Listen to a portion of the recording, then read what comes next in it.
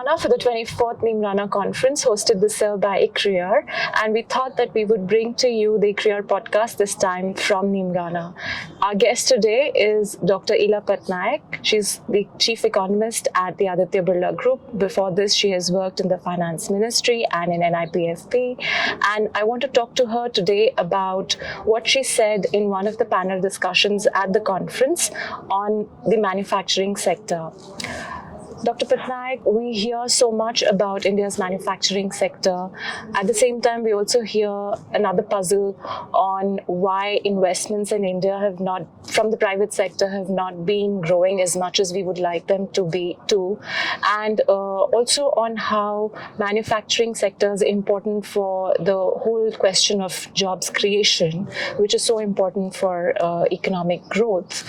To bring all of these various puzzles that are being discussed at the conference here today, I wanted to ask you on what can be done to bring manufacturing sector investments to a level where we would be satisfied. Thanks, Puja. Thanks for having me on this podcast. Let me first give a little bit of background of the puzzle itself, and that is really that India is a very large, fast-growing economy, as we know, biggest, fast-growing economy. We have a very large domestic market, and typically what you would see is that people want to come in, have a foot in the door, and want to be part of this whole consumption and demand story. Though that is happening, it's not really that they are focusing on manufacturing in India. So they want to sell consumer goods to Indians, and what we would love to see is the Make in India of that happening.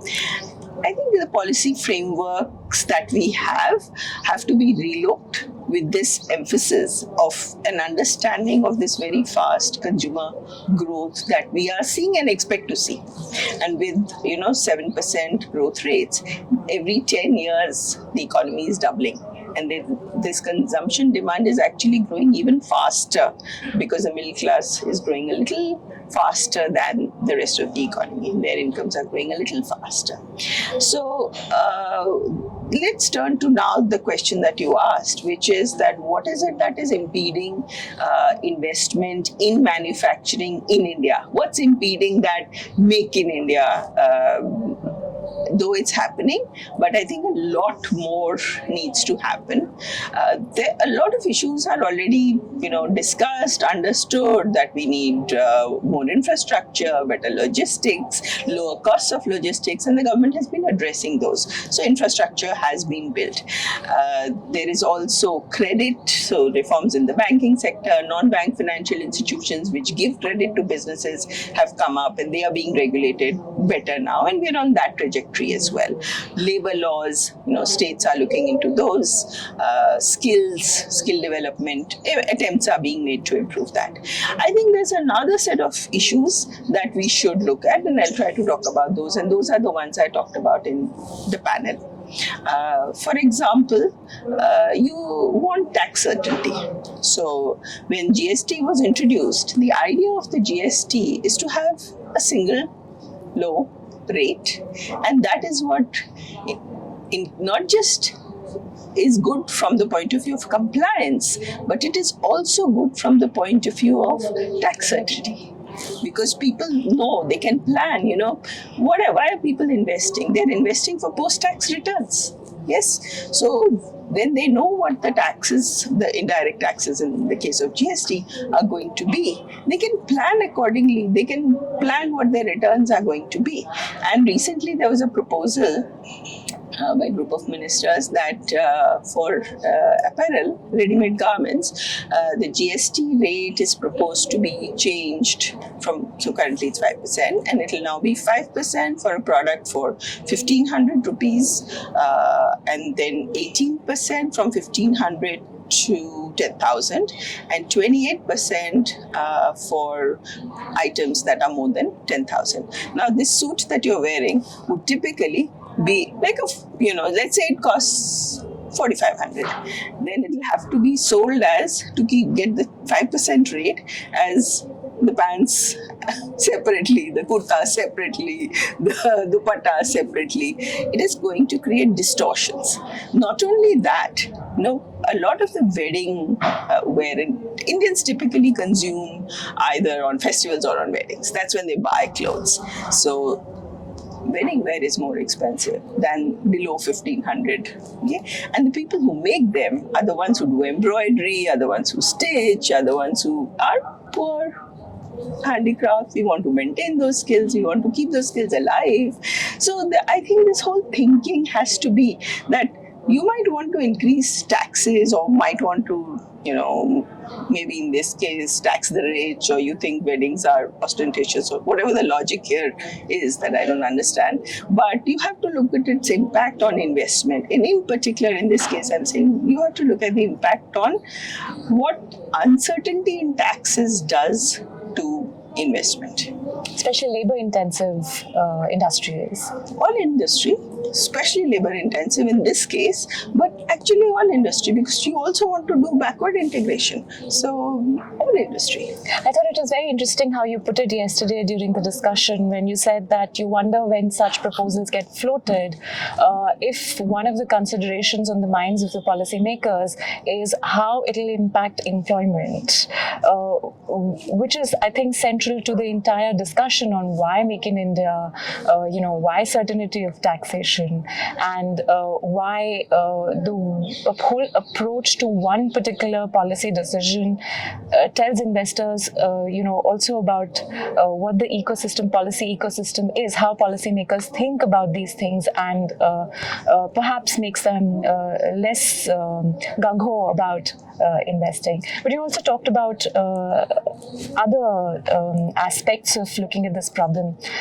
You talked about in all 5 things that you would like addressed. Yes, so one was tax uncertainty, and just before going on to the second one, let me just add that the way for investment projects, we want impact assessment to be done by the company and to show that, okay, this is acceptable to the people around.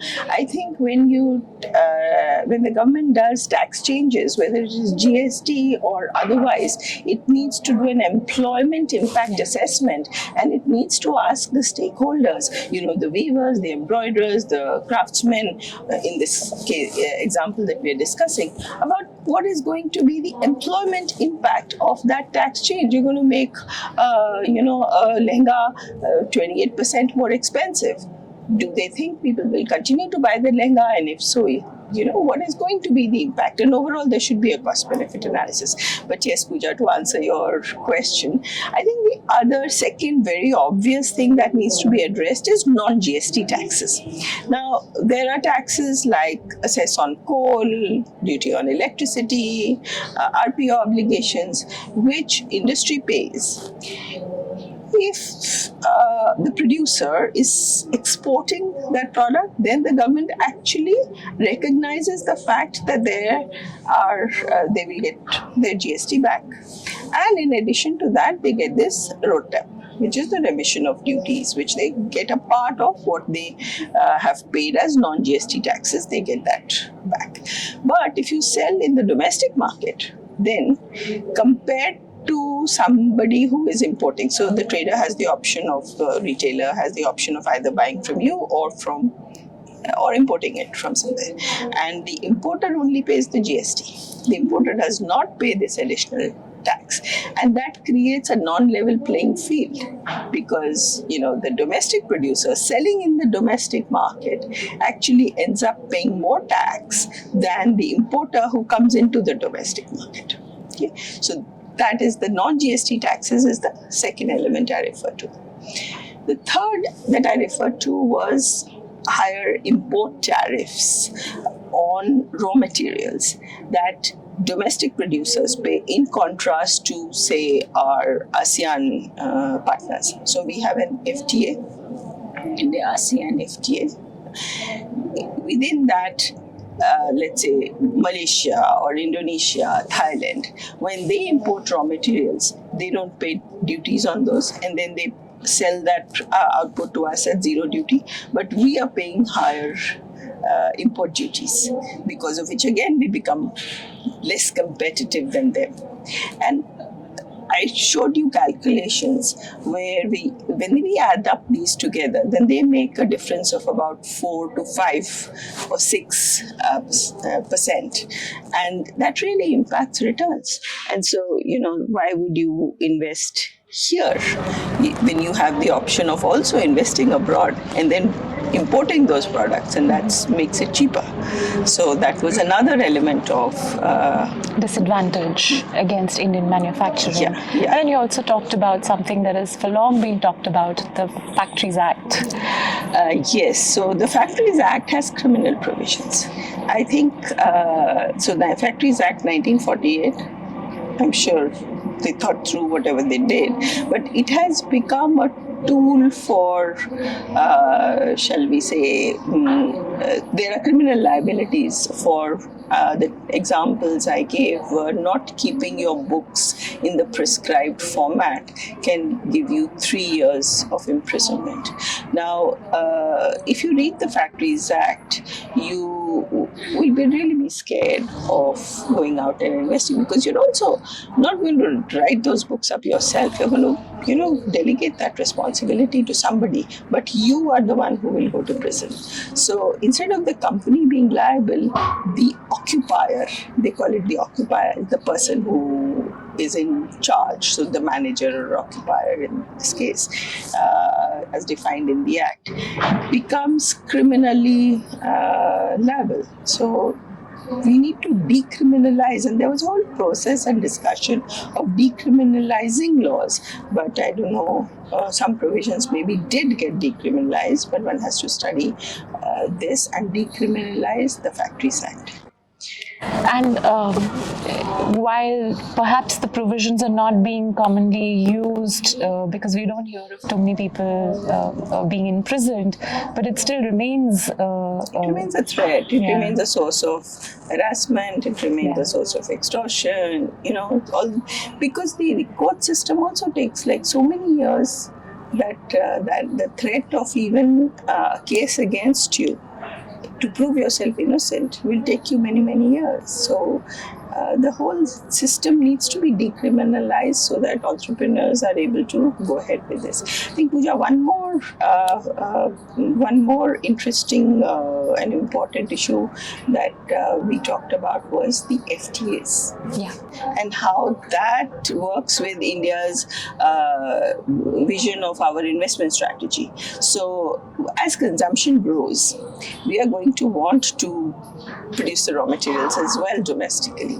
But if you've signed an FTA, and FTAs don't have sunset clauses, if you've signed an FTA, then to produce the raw materials which are not on the negative list, because when you signed the FTA, they were not on the negative list, you really it won't be profitable for you, because that means you're going to allow zero duty imports, and when you allow zero duty imports, all the same problems that we discussed, that the other country has lower import duties on their raw materials, that there are non-GST taxes, all those come back onto the table. So it is not advantageous to invest in some of the products that were not on the negative list when you signed the FTA. So if you think about the investment strategy, think about, okay, we want to move from consumer goods to backward integration, raw materials, maybe machines.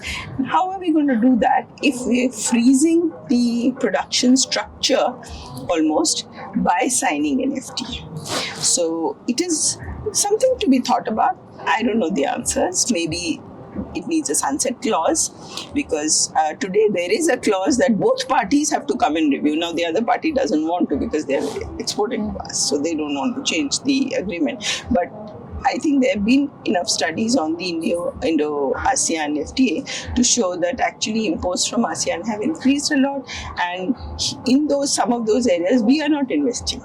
In fact, I showed some examples of more than 200 products where on a 6-digit HS code, where more than 20% of the product is coming, of China's exports are coming to India. And some of those products are actually 98%, 95%, more than 90%. So basically, you have all of China's exports, almost all, 1 or 2, less 5%, coming to India. So in a way, we've frozen this production structure in time, where we've made it unprofitable for us to go and do backward integration. So consumption demand increases, but the capacity to meet that demand doesn't get created in India. It gets created elsewhere, from where it is easier to export to us. So I think we need to think through this whole strategy of investment and FTAs together. Dr. Patnaik, thank you so much for broadening, I think, the whole discussion around manufacturing, Make in India, and private investments, jobs, where I find very often we take a very narrow view and limit discussions to what the interest rates and borrowing costs should be. But there is so much else to consider, like you told us. Thanks a lot. Thank you, Puja.